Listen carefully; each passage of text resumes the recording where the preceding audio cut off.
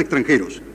Y ahora se ha de escuchar la palabra del señor presidente de la Nación, doctor Arturo Frondizi.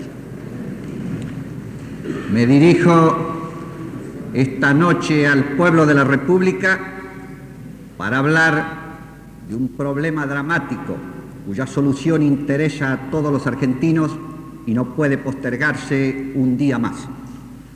Me refiero al problema del transporte en todo el país.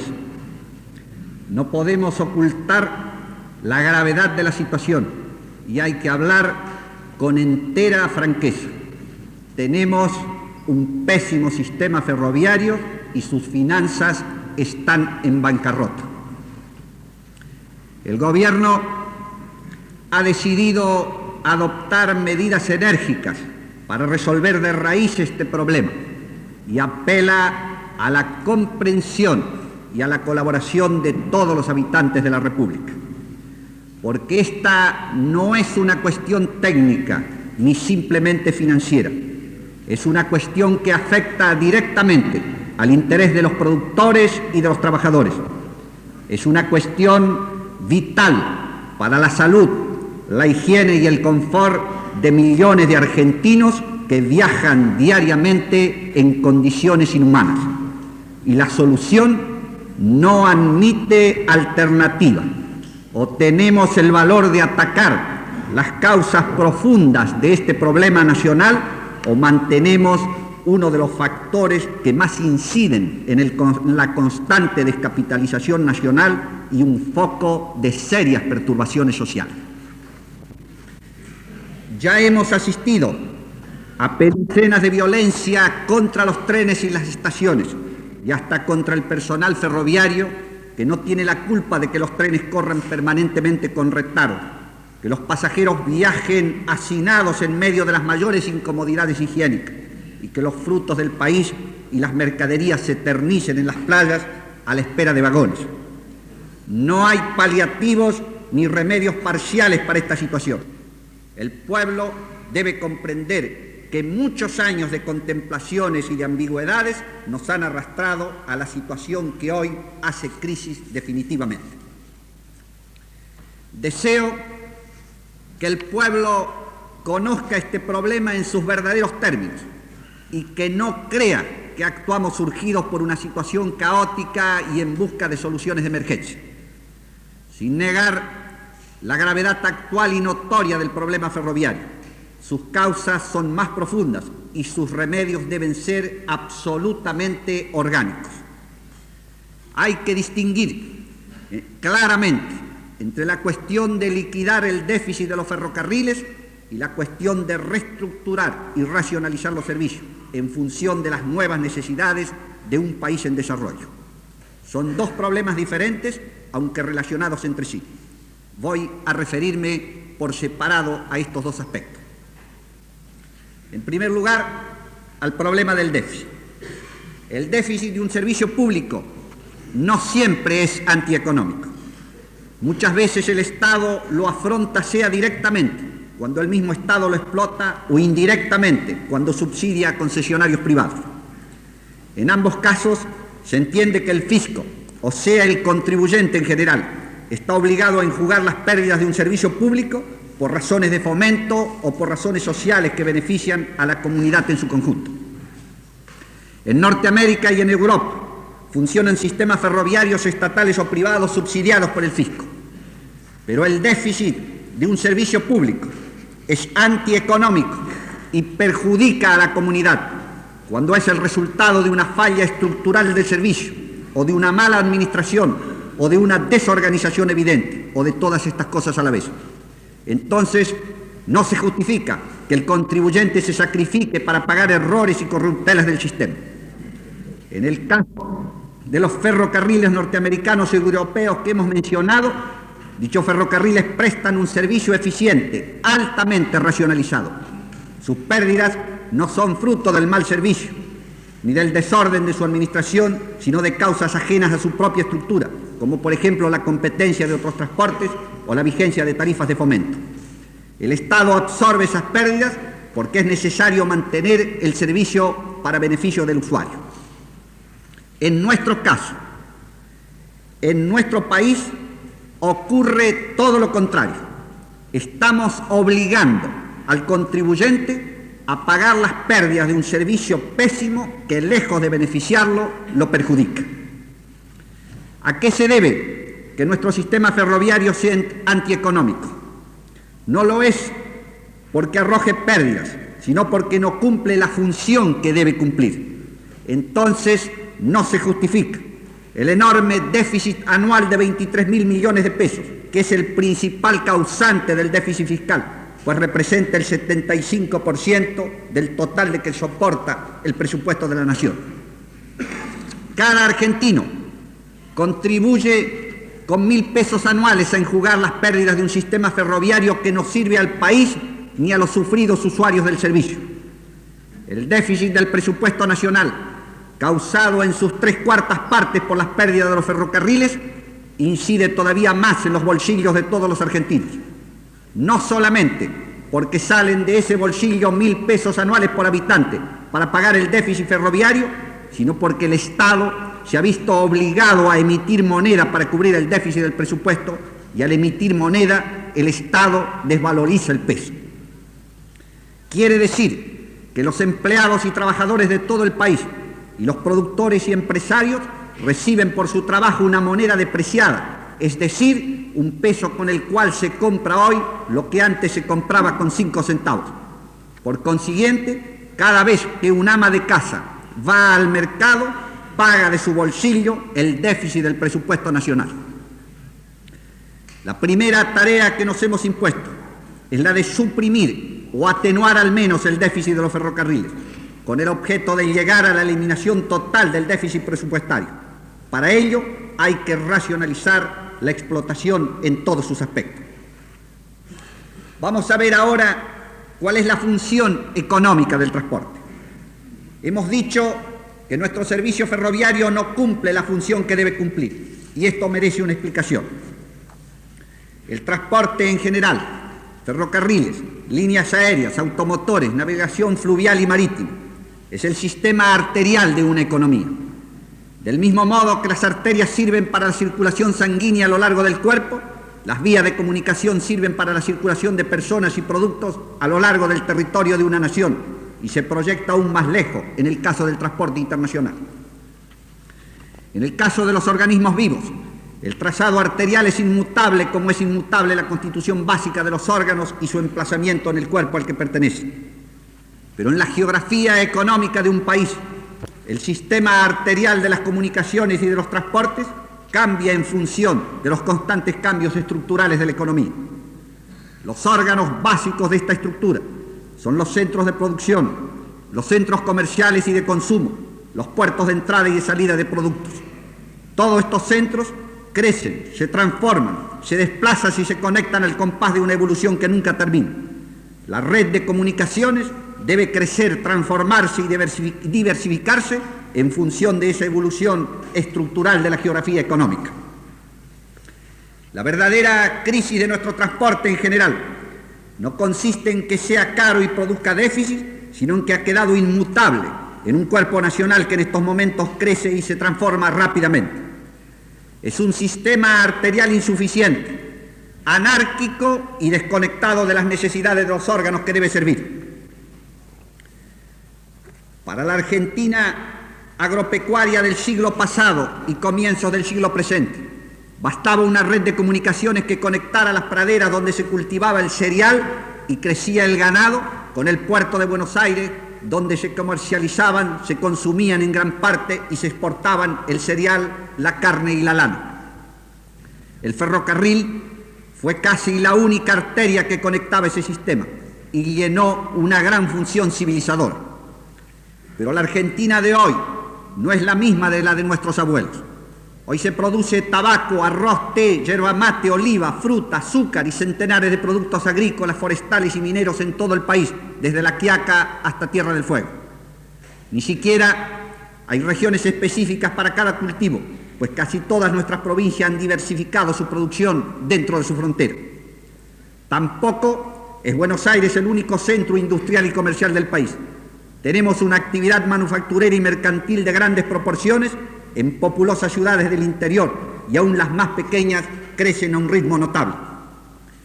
Sin embargo, esta nueva y pujante geografía económica argentina, que se expresa en el petróleo y el gas de la Patagonia y del norte, en los yacimientos minerales y en las acerías, en las radicaciones de industria de toda índole, sufre la parálisis y el anquilosamiento del transporte, es decir, del sistema arterial que debería comunicar esos centros entre sí, llevando la materia prima a las plantas transformadoras y los productos terminados a los centenares de centros consumidores de toda la República. Los ferrocarriles no cumplen esa función, porque su trazado en abanico converge hacia Buenos Aires y porque carece del material indispensable para transportar los frutos del país y las mercaderías que se deterioran en largas esperas en las playas y depósitos. Nadie produce trigo para que se deterioren los depósitos, ni vacas para que adornen el paisaje, ni naranjas para que se pudran en el árbol. Nadie puede fabricar automotores si no hay caminos.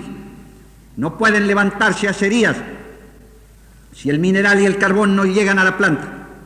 Para estos productores, el ferrocarril no existe y los caminos son insuficientes. Entonces se ven obligados a restringir su producción, pues no tienen posibilidades de venderlo. Entre tanto, la capacidad de carga de los ferrocarriles disminuye año a año, al par que aumenta el costo de la explotación. Así, en 1960, los ferrocarriles disminuyeron en 630.000 toneladas la carga transportada con relación al año anterior. En definitiva, el desarrollo de la producción y el comercio dependen del transporte, no solamente del transporte ferroviario, sino del fluvial, el marítimo, el automotor y el aéreo. Es necesario reestructurar todo el transporte nacional en función de las nuevas necesidades de un país también nuevo y en franco desarrollo. Es necesario coordinar las vías férreas con los caminos y los otros medios de comunicación por agua y por aire. El transporte nacional es un anacronismo en nuestra evolución económica, y este anacronismo es a su vez causa del déficit ferroviario y de los otros transportes. Por eso he dicho que no basta con eliminar el déficit, hay que eliminar la estructura antieconómica del transporte nacional en todas sus ramas.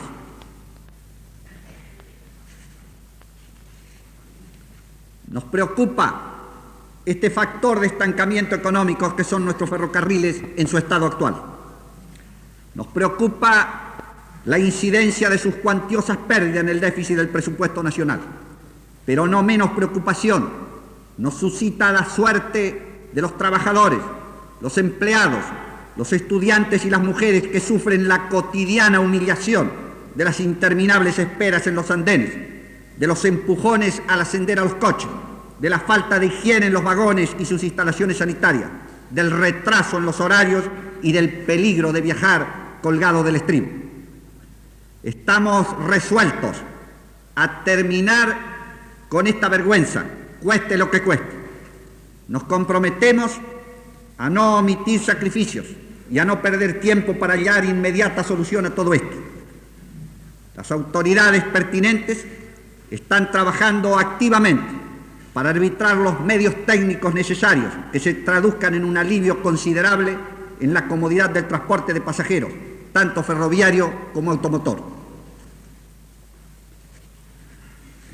Es necesario que los obreros y empleados del transporte nacional sepan que lo que el Estado se propone, con el apoyo de todo el pueblo, es abrirles perspectivas para mejorar sustancialmente sus salarios, su nivel de vida y sus derechos profesionales mediante la transformación de un grupo de entes deficitarios en otros florecientes y capacitados para dignificar su trabajo.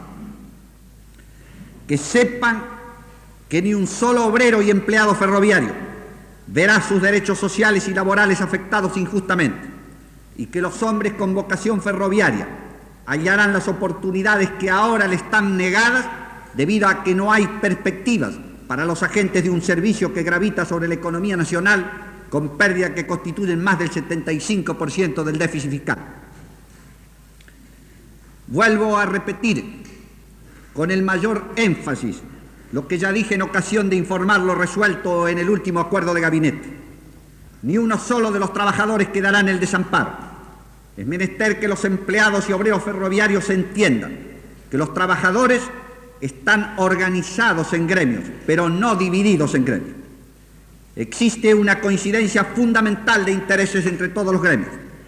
Ella reposa en la utilidad final de la tarea que cada uno de ellos cumple, es decir, en el rendimiento económico del trabajo de todos sus integrantes. La clase obrera toda padece y el objetivo mismo de la organización gremial fracasa cuando los intereses de grupo se contraponen a los intereses del conjunto.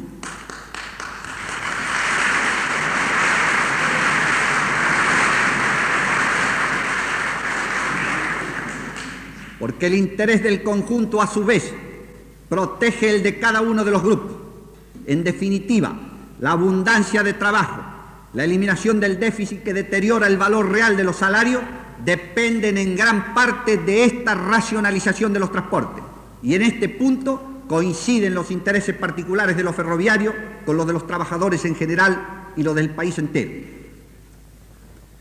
En mi reciente conversación con dirigentes gremiales ferroviarios, pude apreciar su íntima comprensión del problema y su deseo de colaborar con las autoridades en la búsqueda de soluciones orgánicas.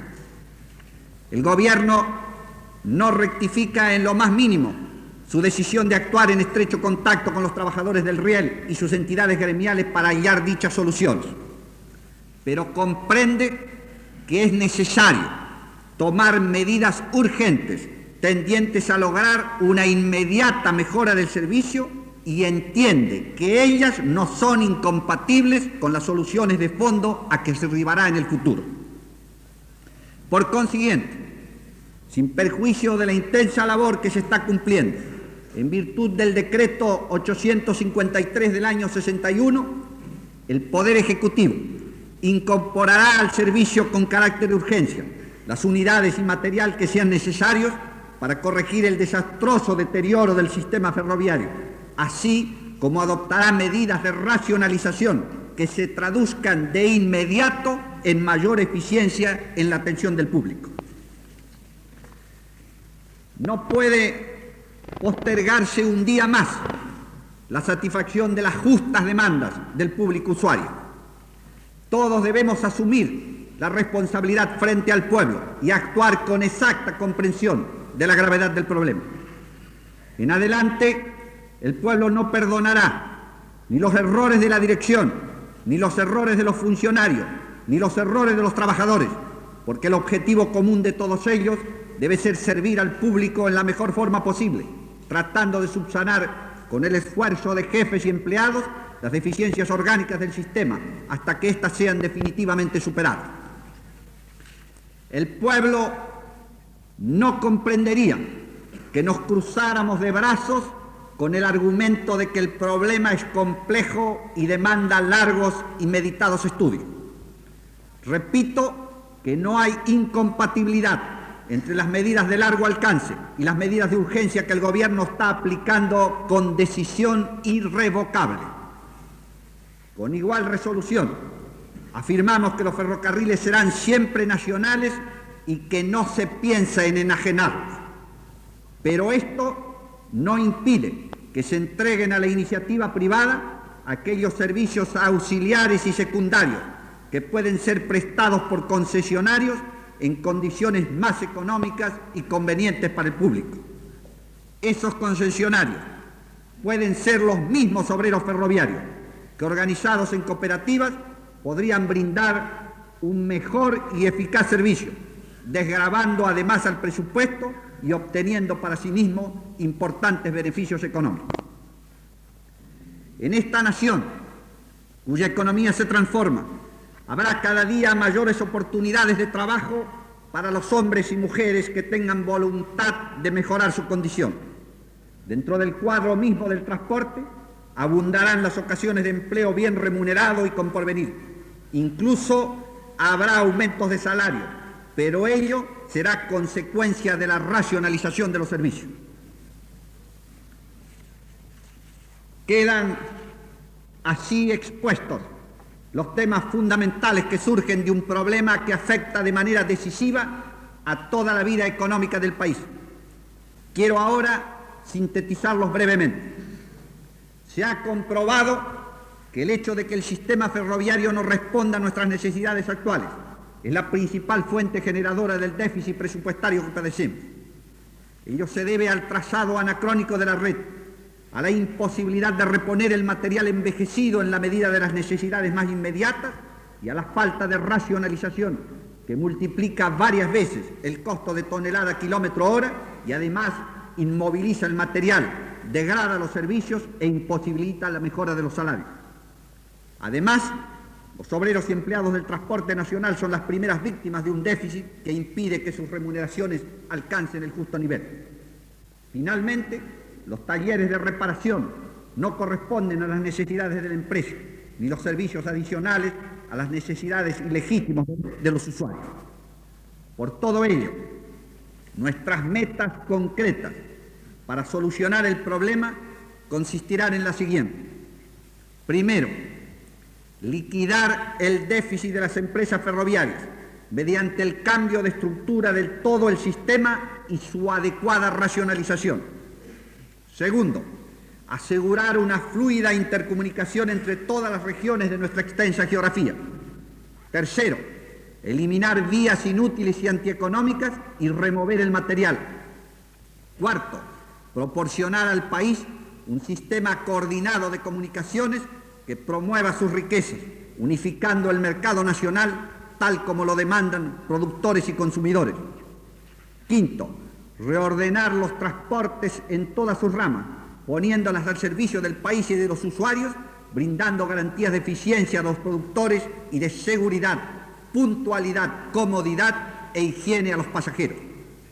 En la medida en que vayan siendo cumplidas estas etapas, el Gobierno está dispuesto a adquirir los materiales necesarios para lograr que nuestro sistema de transporte sea tan eficaz y económico como los que existen en las naciones más adelantadas. Pero el pueblo tiene derecho a preguntarse, ¿podemos ver realizadas estas esperanzas? Me atrevo a contestar categóricamente, sí, las veremos realizadas. El Gobierno hará su parte sin vacilaciones y el Gobierno confía en que todos los sectores interesados harán también su parte. Existe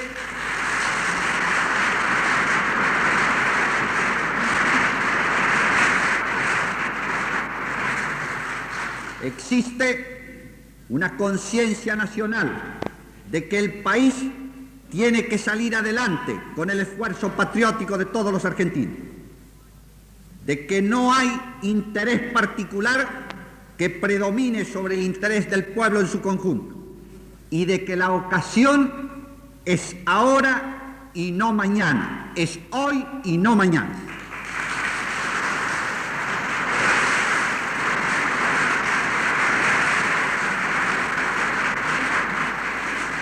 Con este genuino espíritu de liberación nacional y teniendo como único objetivo el bienestar de todos, el pueblo y el Gobierno emprenden confiados esta nueva batalla del transporte, que es una batalla por la conquista del porvenir argentino. Nada más.